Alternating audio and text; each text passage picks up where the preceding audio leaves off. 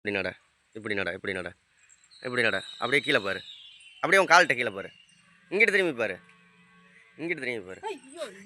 என்னடி ஃப்ரெண்ட்ஸ், உங்களுக்கு நிறைய காசு வரணும் அப்படின்னா நிஷா ஒரு இப்போ ஒரு ஐடியா சொல்லுவாள். நிறைய கடன் இருக்குது அப்படின்னா, நிறைய காசு வரணும்னா நிஷா சொல்கிற ஐடியாவை கேளுங்க. அவளுக்கே என்னென்னு புரியலை. அப்படியே நடராஜா இதை செஞ்சீங்க அப்படின்னா காசு வரும். நாங்கள் ஒரு நாள் இப்படி நட, இப்படி நட, இப்படி நட, இப்படி நட, இப்படி நட, இப்படி நட, இப்படி நட. அப்படியே கீழே பாரு.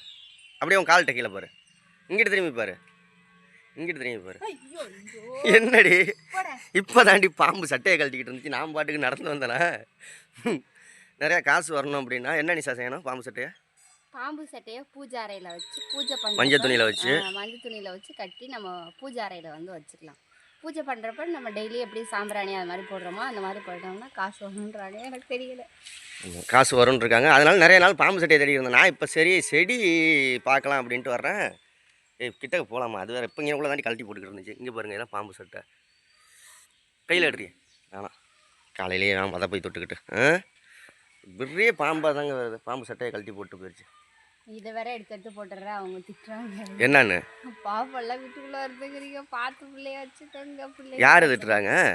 எனக்கு ஒருத்தவங்க கால் பண்ணாங்க, சப்ஸ்கிரைபரு. சொன்னாங்க நான் பாம்பு வீடியோ பார்த்தேன், பாம்பு இருக்கிற. நான் இப்போ எதார்த்தமாக சும்மா நம்ம பலாக்கொட்டை செடி வச்சுருந்தது நல்லா வளர்ந்துருக்கு. இது நிஷாவுக்கு ஒரு சேனல் இருக்குல்ல, அந்த களத்தூர் பொண்ணுன்னு ஒரு சேனல் இருக்கா, அதுக்கு வீடியோ எடுக்கலாமே.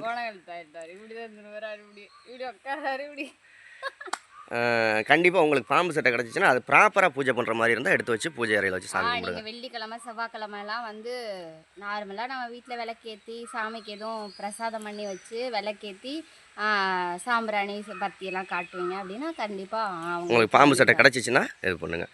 அதுக்காக சும்மாலாம் பூஜை பண்ணாமலாம் வச்சிங்கன்னா குடும்பத்தில் தர்த்தனியாக வந்துடும். அதையும் பார்த்துக்கோங்க. சும்மா வாங்கி பாம்பு சட்டை எடுத்து அதெல்லாம் அட்டகாசமாக செய்யக்கூடாது. அது பார்த்துக்கோங்க. ஓகே, பாய். அப்படின்னா ப்ராப்பராக நீங்கள் அந்த மாதிரி இருப்பீங்கன்னா அதை மாதிரி பாம்பு சட்டை எடுத்து பூஜை பண்ணலாம். ஓகே, பாய் பாய் பாய்.